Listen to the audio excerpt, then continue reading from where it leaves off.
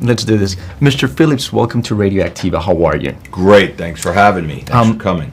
A lovely movie. I'm very impressed, and it seems to me like you take the artistic decision to make a very controversial movie, a very divisive movie. This could be a movie about anyone, and you still decide to take a few chances. So I can't help but ask why. That's a great question. It's a multifaceted answer. One is because why wouldn't you, given the opportunity to swing for the fences and do something different?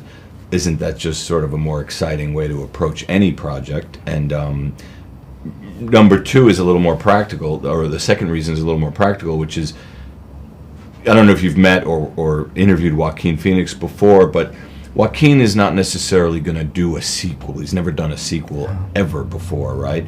He's not going to do a sequel unless he feels as scared about it as he did doing the first one. Okay. Do you know what I mean? So often sequels are, what we call like a line drive. You just do it this way, people are going to show up, and Joaquin's not going to do a line drive. So he wanted to do something, I think, that challenged him as much as the first one would. Okay, then why adding music to the Joker? You could just play it safe, and there's a story of a very beloved character, cold kind of villain, but you still decided to take that decision too. Yeah. Why?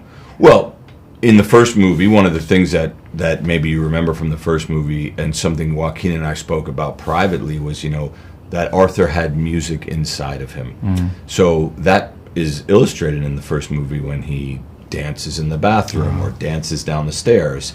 So we just thought the logical next step was, if Arthur's going to find a love in his life, maybe the music starts to actually come out of him, right? So to us it felt very logical. How were the songs picked for each character? Because it seems in a certain moments when one sings a song and the other one decides to perform a different one, it's like a distant duet. You know what I mean? Yes, so of course. I was wondering if there was like an editorial pick for like, this is the ones that has to be for Joker, these are the ones that has to be for Lee.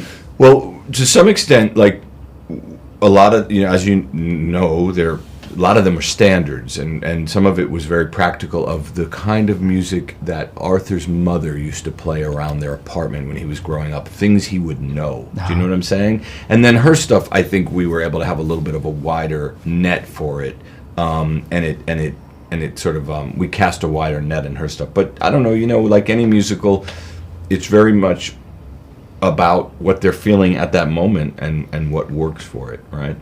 Okay, and how did they end up pairing for the movie? Of course, we saw on the first Joker Joaquin, but when I heard that Lady Gaga was going to be performing Lee, I was impressed, and I'm an admirer of her work, of course, but it was also a risky choice. Yeah, right. You keep going back to the same thing. Yeah, I know, but for me, and I get it. You're basically, it's just kind of what we do. At least the kind of thing I respond to is like taking chances with material.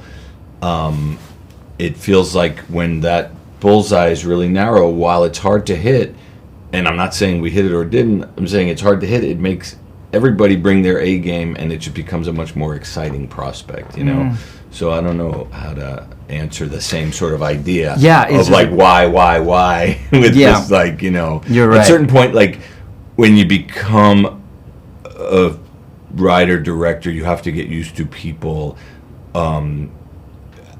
telling you how they would or wouldn't have done certain things that you did, and that's just sort of part of the game. And, okay. Can we have a Joker without a Batman? I know you just did a movie without, I'm not with the little term of having one without the other, but they've always sort of grown together. Well, I mean, again, I think how you interpret our movie is was he ever really Joker is one way to look at it, but of course you can, I think, have a Joker without a Batman. I do think so. Well, one last question.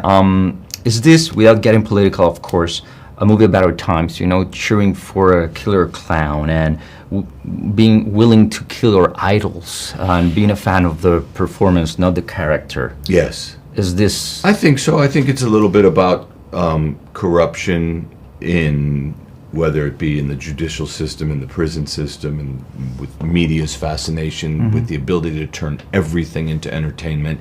If a trial can be entertainment, sold as entertainment, or a debate on TV between the president and the wannabe president become entertainment, well, then what is entertainment, right? So even entertainment gets corrupted because everything has become entertainment, right? Okay, great. Thank you very much. Yeah. Hey, thank you. Cool. Good work.